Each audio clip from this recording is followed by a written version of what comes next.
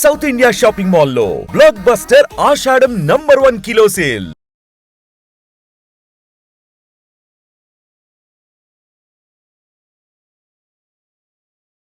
ఒక పాత్రలో మీరు అది హిట్ కాకపోతే ఇక మీకు అటువంటి పాత్రలు రావు. అంటే మీ హీరోగా మీరు ఫెయిల్ అయ్యారు కాబట్టి ఇంకా మీకు ఆ తర్వాత అవకాశాలు రాలేదు. ఆ తర్వాత మళ్ళీ స్క్వేర్ వన్కి వెళ్ళిపోయారా? మళ్ళీ ఇక సినిమాలు అవకాశాలు ఏమీ లేవా? అదేంటంటే ముందు నన్ను బుక్ చేసినప్పుడు డిఎల్ గారు 3 years పర్మనెంట్ ఆర్టిస్ట్గా బుక్ చేశారు. అంటే ఇక మీరు ఏ సినిమా బయట పిక్చర్లు యాక్చువల్లీ నాకు వీలేదు. చెయ్యాలంటే ఆయన పర్మిషన్ తీసుకెళ్ళాలి. ఓకే. నన్ను సెట్లో చూశారు. పెద్ద టాక్ ఆఫ్ ది టౌన్ అయిపోయింది. రామారావు లాగా ఉన్నాడు, డీలు కనిపెడుతున్నారు. అందుకే ప్రొడ్యూసర్స్ డైరెక్టర్స్ వచ్చి విపరీతంగా సెట్లో వేశారు చూడడానికి. నన్ను వచ్చి అప్పుడు విఠలాచారి గారు, మరణి రామకృష్ణ గారు, ఇంకా 3-4 ప్రొడ్యూసర్స్ వచ్చి మాకు కావాలంటే వచ్చారు. మేము పెట్టుకుంటాం. డిఎల్ గారు ఒక్కదానికి కూడా పర్మిషన్ ఇవ్వలేదు. ఎందుకు ఇవ్వలేదంటే మంచిగా చెడ్డం నేను ఇంట్రడ్యూస్ చేశాను. పేరు మీద కలుపుకోవాలి. ఫస్ట్ పిక్చర్ నా పిక్చర్ రిలీజ్ అయిన 2 weeks తర్వాత మీరు రిలీజ్ చేస్తాను రాసిస్తే నేను వస్తాను. సరే ఎప్పుడు మీరు చెప్పలేండి, మేము ఎప్పటిదాకా మేము అక్కడ అని చెప్పని వాళ్ళు ఒక్క ఛాన్స్ కూడా ఒప్పుకోవటానికి వీలు లేకపోయింది. దాంతో మళ్ళీ పిక్చర్ రిలీజ్ అయింది. ఫెయిల్యూర్ టాక్ వచ్చింది. ఈ నాకు రిలీజ్ లెటర్ ఇచ్చాడు. నేను బయట పని చేసుకుంటాను. మళ్ళీ నార్మల్, మళ్ళీ మొదలుకు వచ్చాను. అప్పుడు ఇట్లా జరగాలి.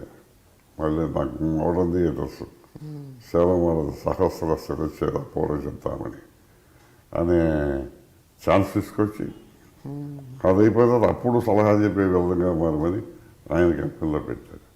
అలా ఇట్లా వచ్చింది. ఎప్పుడైనా ఎన్టీఆర్ గారు మీతో అన్నారా మీరు అచ్చ తనలాగే ఉన్నారని? ఆయన కూడా ఎప్పుడైనా అన్నాడు. ఎట్లాగంటే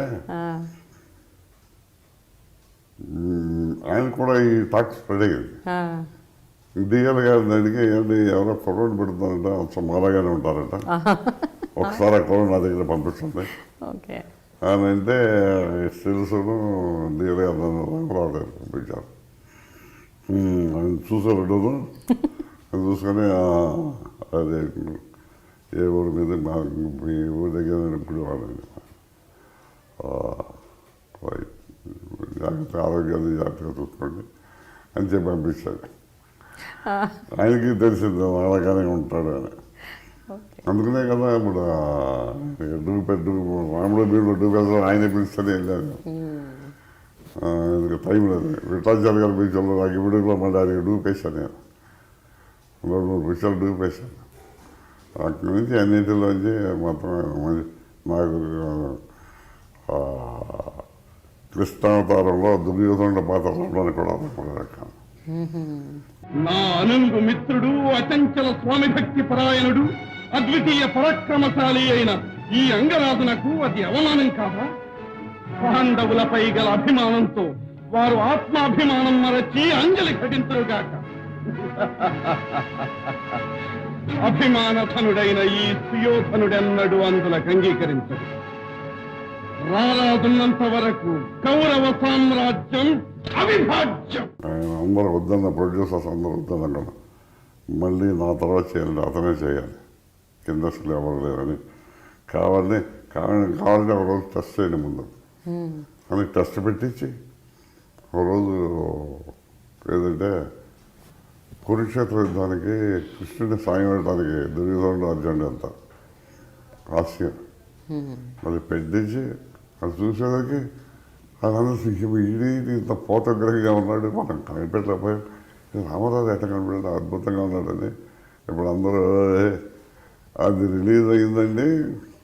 మళ్ళీ ఒక ఓవేషన్ ఆంధ్రాలో టెలిగ్రాములు, ఇది కంగ్రాచులేషన్స్ సుయోధన, కంగ్రాచులేషన్స్ దుర్యోధన, ఆ విధంగా అక్కడి నుంచి మైథాలజికల్ అన్ని రావణాసురుడు ఏంటి, దుర్యోధనుడు ఏంటి, కానీ ఎంత విచిత్రం చూడండి. ఒకటి మీరు రామారావు గారు లాగా ఉంటారు అన్నది ఒక టాక్ అప్పట్లో. అది కాకుండా రామారావు గారు పోషించిన పౌరాణిక పాత్రలు ఏవైతే ఉన్నాయో చాలా పేరు తెచ్చిన పాత్రలు, రావణాసురుడు, దుర్యోధనుడు, భీముడు, కర్ణుడు, ఇవన్నీ ఆ తర్వాత కాలంలో మీరు పోషించారు అన్ని తర్వాత కదా, ఆల్మోస్ట్ ఎక్సెప్ట్ రాముడు కృష్ణుడు తప్ప. రాముడు కృష్ణుడు కూడా అది డూపేశాడు నేను. డూపేశారా? ఓకే. ఎట్లాగంటే మీరు వీరాభిమాని చూస్తుంటారు కదా, ఆయన కట్టే మొదటి ఆయన భూమిలోంచి పైకి చూసుకుని పైకి వస్తాడే, అది నేనే. ఓహో. ఆ ట్రిక్కి రామారావు అన్నది మామూలు నాకు గోపుకు లేదు సశానం అని అదంటే ఆ ట్రిక్ నేనే వేశాను. పైకి వస్తానే రామారావు ఇంట్లో చూపిస్తారు, అది నేనే. ఆ విధంగా కృష్ణుడు కూడా వేశాడు. వేసేదాకా అందరూ ప్రొడ్యూసర్ రామానాయుడు అని చూసి నమస్కారం రామారావు అన్నాడు. నేనంటే సశాను అది ఏమిటి కనిపెట్టలేకపోయినా అన్నాడు. అట్లాగే ప్రొడ్యూసర్స్ అందరూ ఆ విధంగా డూపేశాను అంతే. అదే కానీ ఒకట్లేదు, ఆయన కూడా నేనంటే జలసి ఎందుకంటే నేను తొందరగా హీరో కాకుండా ఆయన పోటీ లేకుండా క్యారెక్టర్ ఆర్టిస్ట్ అయ్యాను కదా. అక్కడి నుంచి ఆయనకి నన్ను చాలా బాగా చూసాను. సొంత బ్రదర్ కంటే బాగా చూశాను, నిజం చెప్పాలి. అసలు నా అప్లిఫ్ట్కి నేను ఈ పురుషుల్లో ఉండడానికి ముఖ్యంగా చెప్పండి ఆయన కాదు.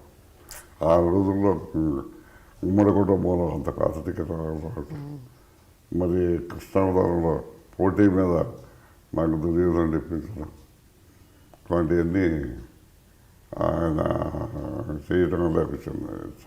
చెప్పాలి అంత అంత చాలా తమ్ముడు కంటే బాగా చూశాడు. అయితే ఆయన మిమ్మల్ని తమ్ముళ్ళలా చూశారు. మీరు అంతే గౌరవంగా ఉండేవారా, భయపడుతూ ఉండేవారా? ఆయనతో ఎలా ఉండేవారు? మీరు ఏమన్నా ఓపెన్ గా మాట్లాడేవారా? ఆయనతో భయంగా ఉండేవారు? భయం భక్తి రెండు ఉన్నాయండి. ఎందుకంటే నేను సిగరెట్ అన్నం తాగుతాను, అది ముందు తాగవ. నేను తాగుతాను తెలుసు. ఇప్పుడు షార్ట్కి జన అయిపోయింది, లైటింగ్ అయిపోయింది, పిల్లలు పని కదా. ఆయన బయట ఉన్నాడు, సరే వస్తాడులే మీరు నేను సిగరెట్ తాగుతాను తెలుసు, వస్తాడులే అని. ఆయన దాంట్లో కూడా మంచి మంచి వేషాలు వేసిందండి, రకరకాల వేషాలు వేసింది దాంట్లో, అన్ని టైపులు చేశాను ఆయన దాంట్లో. ఇన్నేళ్ల అనుబంధంలో మీ ఇద్దరి మధ్య ఎప్పుడు ఎలాంటి పొరపచ్చాలు లేవండి? ఎలాంటి అభిప్రాయ భేదాలు మీ ఇద్దరి మధ్యలో ఎప్పుడు ఎలాంటి చిన్న వచ్చాయా? 2 సార్లు వస్తే ఆయన నా మీద ఏ సాగులు చెప్పారు. చెప్పేసరికి అన్నయ్య నేను చేయలేదు, మేము పొరపాటు పడుతున్నాం కానీ నిరూపిస్తున్నాను కూర్చొని వాళ్ళని పిలిచారు. పిలిచేసరికి అది వేరే విధంగా చెప్పారు. ఆయన 2 సార్లు బాబా నాకు సారీ చెప్పాడు. సారీ తమ్ముడు ఏమనుకోవద్దు అంటారండి, తప్పు జరిగితే వెంటనే చెప్పేస్తాడు. సారీ తమ్ముడు, సారీ ఏమనుకోవద్దు, ఎట్లాంటి ఏమనుకున్నా చూసుకో అన్నాడు. అందుకని అంత తప్ప నాకు భేదాభిప్రాయాలు మాత్రం అయిపోతాను. ఎందుకంటే నేను ఆయనకి అనుకుగా ఉండేవాడిని. అంటే అది మీరు భక్తనండి భయమేనండి ఏదో అన్నాడు.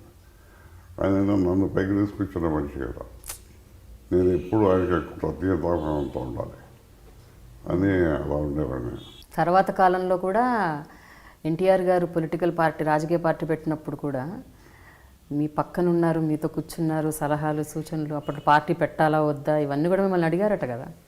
అన్నీ నేను అన్నది ఫౌండర్ మెంబర్. అదే అంటే ఇనిషియేట్ చేసేటప్పుడు కూడా, ఇనిషియేట్ అప్పుడు పొద్దున సాయంకాలం మేమే కలిసి వాళ్ళం కదా. షూటింగ్లో మాదే కాంబినేషన్.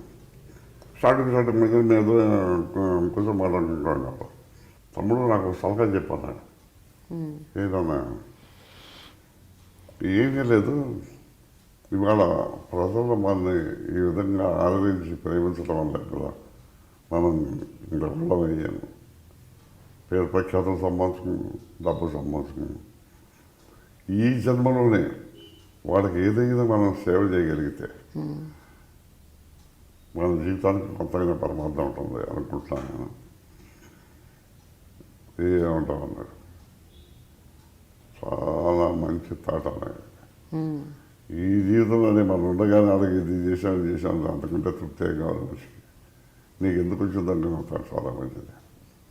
మరి ఏ విధంగా చేస్తామంటే అదరికి ఎక్కువైపోయింది.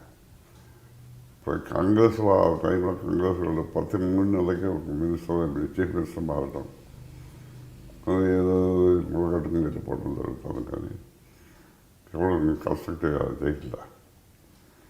దాంతో అప్పుడు ఆయనకు థాట్ వచ్చింది.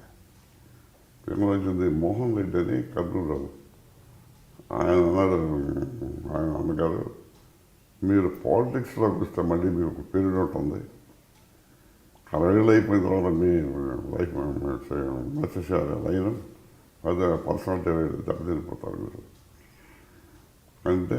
అప్పుడు ఆయన డిసైడ్ చేసుకున్నాం, 60 ఏళ్ళ ద్వారా మనం అటాక్ చేయాలి కాబట్టి